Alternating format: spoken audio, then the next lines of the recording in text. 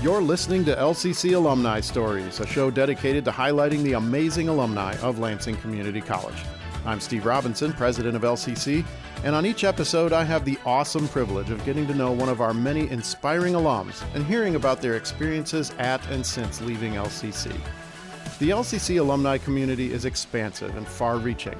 They're an incredibly diverse group of people, representative of all walks of life, working in hundreds of industries across the country. LCC Alumni Stories shines a bright light on alumni who make positive contributions to their communities and showcases those who've overcome obstacles and barriers to achieve academic and personal success. These are their dynamic stories. My guest today is Jada Gnass, who started her path to psychology at LCC. She's currently a student at Elmhurst College in Illinois, and during the summer, she works here in Lansing at the very cool Impression 5 Science Center. Jada, I'm so happy to have you on the show. I'm excited. I'm excited too, and I thought I was going to be interviewing you remotely from South Africa, so it's great to see you here at LCC. How are you doing today? Yeah, I'm doing good. Well, thanks for coming here. And, you know, at the beginning of the show, I want to hear what you're doing now. You were just in Africa, and you're back here now. Tell me what you were doing in South Africa. So I was studying abroad through a program out of Vermont. I was doing their multicultural and human rights. Wow. Program. And which city? Where were you in South Africa? So we were based in Cape Town, we went to Johannesburg for a week and then we went to Eastern Cape for a week. What was that like? It was a lot. I learned a lot of heavy stuff, and you know, you're just like, America's the same. Like we treat like Black people the same way. Like it is different, but it's not at the same time because of the government regulating a lot of stuff for people of color. So you were there, and it was a human rights themed study abroad, right? Yeah. So you were studying the history of apartheid and the very specific history. What are some of the things you learned? Yeah, so the white people colonized South Africa. It was the Dutch and and English. Right. The Dutch just, I don't know, made it their own land and pushed the Black people to the townships. Right. I don't know. It's just a lot of heavy stuff. It's going to take me a couple of years to process, but I can only imagine. It's a lot of heavy stuff because what the apartheid government did is that they took what Germany was doing to the Jews and the LGBTQ+, and then what they were doing to the Black people here during the civil rights, and just made it worse for the Black people in South Africa. And it's just a lot of gruesome stuff. And that is what the name apartheid, right? Is the name of that systemic form of government that separated and really dehumanized a whole set of people, right? Yeah. And I have to give credit to if you want to learn more about what it was really like Trevor Noah is probably the best to hear from him because he lived it. He was he's illegal. Amazing. Yeah, and I love him. And he's amazing. Yeah, but also just talking to people who lived through that when I was there, and just seeing so you know how in America it's city, Black people live in the city, and then it's white people. Well, there it's different. White people live in the city, then it's people of color, and then Black people. Interesting. So it's different. It's opposite. So, and even though the era of apartheid passed a while ago, what I'm hearing you say, there's still some very, very huge remnants of that kind of oppression in that country. Yeah, people just can't get out of the townships because of just the pay is not good. Same here. And I don't know. It's a lot, and a lot of white people who were police officers don't regret what they did, even though they killed hundreds and thousands of people who were Black in the townships, and they had passports, so they couldn't go to certain areas in South Africa. Wow. And so So a couple of things. First is, it's one thing to study something like apartheid or the history of South Africa in a book, but you were there for 3 months, right? And what do you think you learned by being there that you couldn't have learned in a book? I think just the visual of it right. all. There's certain, not tribes, but certain groups of people. So in Cape Town, most of the Black people were Kosa. Right. It's like Kosa. Yeah, you did a good click. Yeah. Because, I can't do it, Yeah. but Kosa is a click language, right? Yeah. You did a good click. Yeah, and so I learned like Kosa for about like 2 or 3 weeks. Really? Because I lived with a family who was Kosa. Uh-huh. And so like I had to say goodnight to them and hello. And Can't do that in a book. no. Wow. No. And I also worked in the township in the high school where I lived like 2 months later. Mm-hmm. And so all my coworkers were like Kosa too. And so they spoke in Kosa, and then I would hear my name and I'm like, what you talking about? Like, because I didn't understand what they were saying. Wow. Well, that's total immersion right Yeah. there. And then the other thing you said, before we move on, I'm just fascinated by this. I thought it was really wise what you said, that it's going to take you a few years to really process what it was like. I mean, there are some things that are heavy and a lot, and it takes a long time for them to sink in. What made you say that? That's really interesting to me. I think because like when I was there was also stuff going on here too.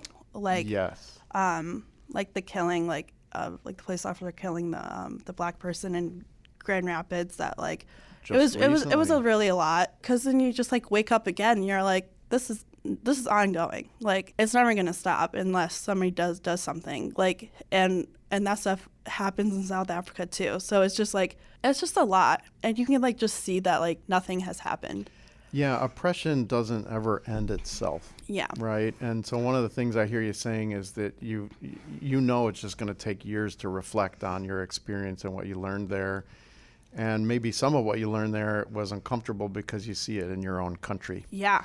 Well, and my instructors, teachers, said it would take me about a few years to like actually like learn what I saw. Wow. Well, what an amazing experience you had. Yeah. And now you're back. And so tell me a little bit about what you're studying at Elmhurst. Tell me a little bit about Elmhurst. Where is it in Illinois, and what are you studying? Yeah, so it's about a 45-minute train ride out of Chicago. Okay. So like without like the traffic, it's really like a 15-minute drive Okay. into the city. Okay. Without traffic. So it's in the suburbs. It's a really, really, really small college. It's kind of feels like LCC, because Really? you're just on a block. Okay. It's literally a block. Uh-huh. Yeah, I just take classes. I'm not in any clubs. Like I try to do like the Black Student Union, but like sometimes they like most of their stuff is like during the time when I have classes. Okay. So I never get a chance to go. So what are you studying? What degree are you going for at Elmhurst? Psychology and sociology. Okay, great. And so the reason why I went to South Africa is because to get some of my sociology credits.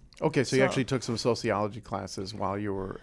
You studied sociology when you were in South Africa? Yeah, because like human rights is basically sociology. Absolutely. And so I just went there to get credits. But yeah, I actually did my first sociology class here at LCC. Yeah. And I just wanted a minor so I could like, I don't know, I feel like everyone should have a minor, just like to like be like, I have a minor too if you need me for this reason. I don't know, for like a job. No, it makes sense. And so I haven't taken a sociology class at Elmhurst yet. And my first sociology class was here with my first like semester. So well, I think you'll be really prepared when you take it at Elmhurst, given all the experience you had in South Africa and our amazing classes here. Yeah. So you're at Elmhurst, you're studying psychology and sociology, but that's not where you started, right? And you didn't come straight to LCC either. What did you do after you where'd you go to high school, and what'd you do right after high school? Yeah, I went to Holt Public Schools. Okay. So about 15 minutes away. Yep. And great partner of LCC. We do a lot of great stuff with Holt Schools. Yeah, so you graduated Holt Schools, and then I went to MCTI, which is Michigan Career Technical Institute. It's basically a school for people with disabilities. Okay. And it's a trade school. So I have learning disabilities, and so I was because I'm disabled and under the state. Okay. It's free. It's a free college So if you're disabled. What's it called again? It's MCTI. MCTI. And Yep. so because of your disability, you were able to go there. And what did you study? I did the Certified Nursing Assistant certificate. It's in Plainwell. Okay. I just wanted to throw it out there if anybody wants to look it up. Okay. But yeah, I did the nursing program there. so before you're like qualified, you have to like do like, it's kind of like here, like when you like have to do like the test to see what classes you have to take or like what level you're at. Yes. So it's kind of like that, and they grade you on like the scores you get from like hand motion, reading level, math level, and they see like what you're best at. And there's like the highest like hard one is I think like computer like science, like the computer training. Okay. So you can like do like IT, I think. And that's like the hardest to get into if you're not like super smart. Okay. All right. Everyone's smart, but I agree. And then like pharmacy is like the second or third like toughest thing to get into. Like I want to do pharmacy, but I didn't get like the score to do it. Okay, so that was sort of driven by the test scores, right? Yeah. And then but you ended up doing the nursing. Yeah. And so afterwards after when I graduated MCTI, it's a 10-week program. Okay. So every program's different, or training class is different. So it's 10 weeks, but 5 weeks for the preparation. And then they help you apply for a job near where you live. So they like help you like find a place. Okay. So they're very helpful with that. And did you work when you were done for a little while? Or? Yeah, I worked for like 3 months or 4 months, and then I was like, I don't feel like being in a dark, like no window building for the summer. So I was like, I'll go to LCC. So the work was not this is not what you wanted to do, right? So I loved the residents. The people I worked with was really, I don't know, it was hard. Okay. Like I got in trouble a lot for like the things I just learned, and it was like, but I see other people doing that, but I would get in trouble. Like it didn't make sense. It didn't add up. And so finally, like my parents were like, yeah, you can quit. Like okay. And that's when you decided to come to LCC. Yeah. Tell me about that. Yeah. So I did like the GED summer class, but I already had a diploma from high school. Right, you had already graduated from high school. But because of I did like the placement test. So but my math and reading and writing score was super low. Okay. And I didn't even like pass it. And they're like, well, we have like a GED like class that you can like do for like, I think it was like $25 for the summer for like, it was like 10 weeks or something. And I was like, sure. And so I did it, and I just did like the math and reading and writing like session, and I was kind of like one-on-one with the teachers. Yeah. So it was really nice because I didn't have to do like the science or history again. Right. It sounds like it was really helpful. Yeah. To you, right. Yeah, because then I did my score again, and it like bumped up a lot. Okay, so you lifted those scores. Okay. But great. not that much, because I had to like retake like high school math and high school English, which I'm okay with because I know I have learning disabilities. Like I have to like get up there. So there are classes for like high school level. Right. To work your way up to do like your math, your college math, and your college English. So it was helpful a lot. So tell me, when you start taking classes here at LCC, you mentioned the one sociology class. What were you taking? What kind of classes were you taking? So I did the abnormal psych. I did that during COVID, and then I did like, obviously I did intro to psych, and I did personality. No, the people who made psychology, like Freud and all those people. Sure. I did social psychology. So it's just like how we are like in the world. So you like those psychology classes? Yeah. It sounds like they prepared you really well for what you're doing now. Yeah. I did a lot, but then I can't remember. But Right. Well, a couple things. I want to talk about you transferring to Elmhurst, but before that, and first of all, you're super open talking about disability. Yeah. That's very cool. It's only if you want to, but it sounds like our folks here at LCC were really helpful in working with your abilities. Did you find a lot of help here when you were working on your classes? Yeah, a lot of my teachers like were very helpful, like giving me notes, because so my disability is reading, writing, and comprehension. Okay. Yep. And it doesn't really work like for school, because it's like literally like what you have to do. That's okay. So you were talking about maybe you had a note taker in some of these classes. Yeah. So the teacher gave me notes, or if like a friend would like do the notes for me. Right. And so that was helpful. And then I have to have my test read to me. And so like we have like student like read like readers. Yep. And those are very helpful too, because you get like kind of close to them. And so it was really sad leaving because like my school Elmhurst doesn't have that. Doesn't have as much of the disability services, or no, they do. They're very helpful with my accommodations. They are. But the accommodation that helps me the most is like having an actual person read it to me versus a computer. Okay. So they have some technologies like some AI or adaptive technologies that do the reading. You know, I spent 15 years teaching, and through that whole time at a community college, I had students who had test-taking accommodations, readers, the note takers, and those can be incredibly helpful accommodations. So it sounds like they really helped you be successful here. Yeah, and the person who like managed the disability service was Andy, and Andy was very helpful. Very and, like, helpful to you. Sometimes I would like cry if like something didn't go my way, and he would like calm me down. I don't know. I really liked him a lot. Well, I tell you what, the folks who are in learning support services in general are just they're super kind people. They went into that line of work for a reason. It's because they're empathetic, they're good at explaining things, and they're just good humans. And that's what you need, right? When you're in a situation where you need a particular accommodation because of your abilities. You need somebody who's understanding. Yeah, and also like Impression 5 like helps like accommodates a lot for me too, which is very helpful. Tell me about that. So this is now this isn't student stuff. Now you're an employee, right? You're on the job. What kind of accommodations do you have at Impression 5? So sometimes they give me like documents, and I'm like, you need to read this to me. Okay. And they do. Good. I don't know, like probably like new exhibit stuff, like what we have to do. Like I have to have somebody read it to me, because we do get new exhibits. Yeah. Every few years, Yes. or every couple of months, because we have the traveling exhibit. Yeah, those are cool. Yeah, those are really fun. But yeah, I really like Impression 5. I do too. They're very helpful. It's a cool place. It's one of my favorite things about coming back to. I was here in Lansing for many years ago, and I've only been back for a couple of years. But Impression 5 is this great gem. I always get happy when I ride my bike by it on the river trail. Yeah. Jada, I want to talk to you about transferring. Okay, so you were here, you had success. Our learning support folks gave you accommodations to help you be successful. It sounds like you kind of ignited your interest in psychology and sociology while you were here. How did you learn about Elmhurst, and how did you decide to transfer? So my brother actually played soccer at Elmhurst.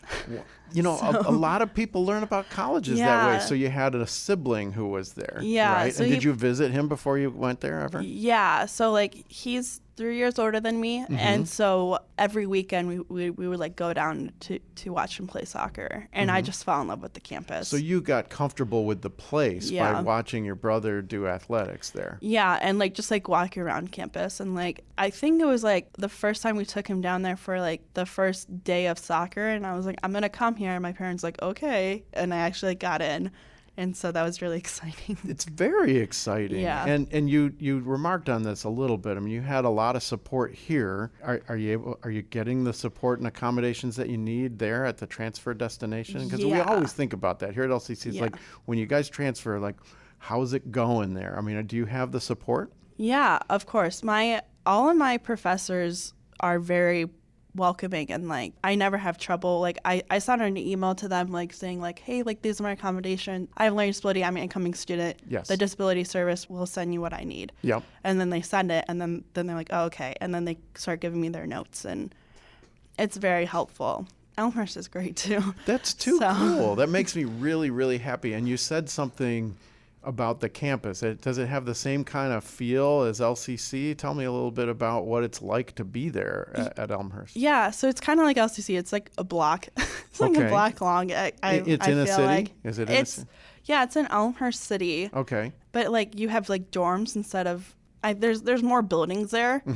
But there's like dorms, and then we have like a mall, a grassy area, and then we have a chapel. Okay. Yeah, we have a football field. Like I don't know, we have like all the sports, I think. Cool. And yeah, so it's a really small school, but it feels like home. Like you get to know a lot of people there, or like even like in the cafeteria, you like remember everyone who comes in, like what they look like. And that sounds like a really supportive environment for you. Yeah. Now, is your brother still there? Has he moved on? Did he graduate? Yeah. He graduated in 2018, okay. and I got there 2020. one. Okay, cool. Yeah. Well, that's kind of cool that you both, went there. Yeah. And my sister goes to Loyola. Okay, so not Chicago. too far away, right? Yeah, so about 45 minutes away. So my brother lives in the south side of Chicago. Okay, so you guys are like a Chicagoland family. Yeah, it's literally a triangle. And so I'll go pick up my sister, or I'll just meet her there at my brother's. And so yeah. Oh, that's great. Well, we're too proud of you for moving on and being so successful there. What are you thinking you want to do when you get your degree in psychology or sociology? So I really want to be a counselor for a high school. Mm-hmm. Being go to grad school. So I think I'm gonna ask around what are the jobs I have to do to prepare for, not for masters, but to put on a resume. Uh-huh. Because I know I want to take a year or two off Okay. because grad school is expensive. It is? And so I want to have some more experience in the psych world, or I'll just stay on Fresh 5. Okay. Who knows? All right. Well, Because I Impression 5 is cool. always go back to Fresh 5. I've been working there for 5 to 7 years. Really? Yeah, I That's was long term. Yeah, I volunteered there when I was 14 and 15. I did the labs programs, camps, and then I did guest services for 4 years, and then this summer I'm doing labs again. Wow. So yeah. So it sounds like eventually what you want to do with this training and knowledge that you're getting in sociology and psychology is to help people. Yeah. Maybe even help people with things that you've been successful with. Yeah. I really want to be a counselor because I've had trouble in the past, and I think speaking to someone, I'm a very promoter, but everyone should have a psychologist or a counselor because it really helps. Yeah. Especially just learning today, in today's world, everyone should have one because it's definitely because of the pandemic, it can really make you sad. So I've read a lot of news stories and even a couple academic papers about how the pandemic really did create a lot of mental health challenges for everyone. Yeah. And took what was already a really serious issue of folks needing good mental health care and made it even more difficult for them. Yeah, and also a lot of countries are still not on the bandwagon of mental health too. Yeah, tell me about that. So in South Africa, a lot of so the thing one of the things that I learned that was very interesting was, so in the Xhosa culture, ancestors talk to you when people go see psychologists, they're like, oh, you have bipolar. And the person's like, no, because I'm talking to my ancestors. I'm not crazy. It's just my ancestors telling me what to do.